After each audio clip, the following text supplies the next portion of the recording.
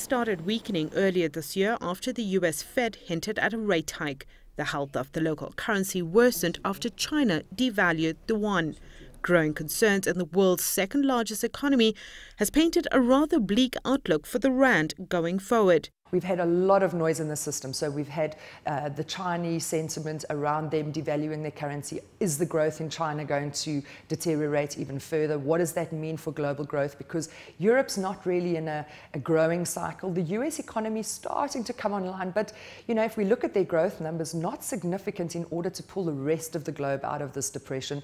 And then if we look at emerging markets, on the back foot because of this lack of demand. So I think we can expect to see in the foreseeable future a continued deterioration in the currency, but just not as dramatically as we've seen over the last couple of months. With the rand now at a new record low against the dollar, consumers will start feeling the impact.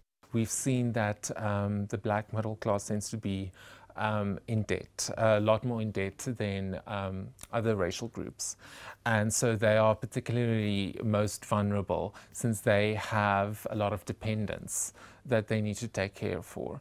And if we, with interest rates likely to rise in reaction to foreign interest rate hikes, money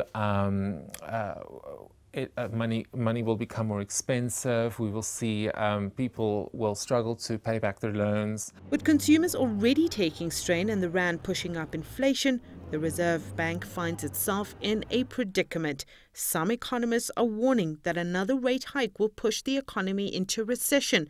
Others say if the bank keeps rates on hold, inflation could spiral out of control. I think the currency is really their big uncharted territory with regards to the fact that the rest of the economy is relatively slow. So they've got to be careful that they don't get behind the curve with regards to a stagflationary environment. That means we've got hyperinflation and we've got very low growth, which we're starting to get into that phase.